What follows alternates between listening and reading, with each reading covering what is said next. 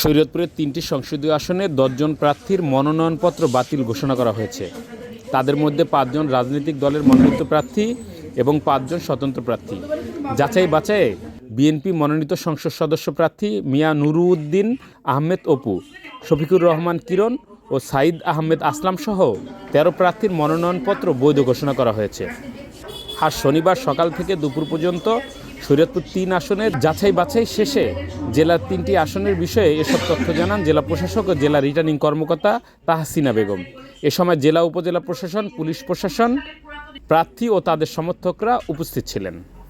অত্যন্ত উৎসবমুখর পরিবেশে শরীয়তপুরের তৃতীয় দিনের মতো মনোনয়নপত্র বাছাইয়ের প্রক্রিয়া সম্পন্ন হয়েছে। শরীয়তপুর ৩ আসনে বাংলাদেশ জাতীয়তাবাদী দল বিএনপির প্রার্থী জনাব মিয়া নুরুদ্দিন অপু সাহেবের মনোনয়নপত্র বৈধ হয়েছে। আমরা তার সমর্থক হিসাবে এখানে উপস্থিত আছি। আমরা আশা করছি অত্যন্ত সুষ্ঠু এবং একটি গ্রহণযোগ্য নির্বাচন হবে এবং এই নির্বাচনটা অংশগ্রহণমূলক হবে।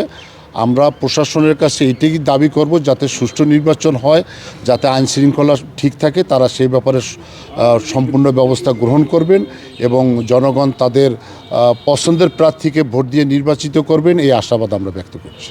ত্রয়োদশ জাতীয় সংসদ নির্বাচনে শরীয়তপুর ১, ২ এবং ৩ থেকে মনোনয়নপত্র গ্রহণ করেছিল মোট ২৯ জন এবং দাখিল করেছিল ২৩ জন। তার মধ্য থেকে আমরা যদি টোটালটা বলি, ১, ২, ৩ টোটাল করে যদি বলি, আমরা বৈধ প্রার্থী পেয়েছি ১৩ জন ৩টি আসনে এবং বাতিল হয়েছে ১০ জনের।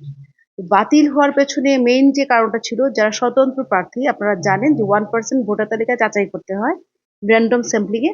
সেই ক্ষেত্রে অধিকাংশেরই আমরা সেটা সঠিক পাইনি, সরেজমিন তদন্তে সঠিক পাওয়া যায়নি, অনেক মৃত ভোটারও পাওয়া গিয়েছে। এটা ছিল একটা কারণ। আরেকটা কারণ ছিল যেটা হলো যে প্রার্থীর স্বতন্ত্র নির্বাচনী ব্যয় নির্বাহের জন্য স্বতন্ত্র যে কোনো তফসিলি ব্যাংকে স্বতন্ত্র একটি ব্যাংক অ্যাকাউন্ট খুলতে হবে। তো সেক্ষেত্রেও আমরা পেয়েছি অনেকের যে 2015 সালে করা, 2021 সালে করা, এবং এই ব্যাংক অ্যাকাউন্টগুলো স্বতন্ত্রভাবে শুধুমাত্র ইলেকশনের জন্য করা হয়েছে সেরকম আমরা পাইনি।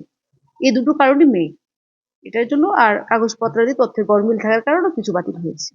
অলরেডি ওনারা সার্টিফাইড কপি আমাদের কাছ থেকে নিয়ে গিয়েছেন। আদেশের আপিলের সুযোগ আছে, 5 থেকে 9 তারিখ পর্যন্ত ওনারা আপিল করতে পারবেন।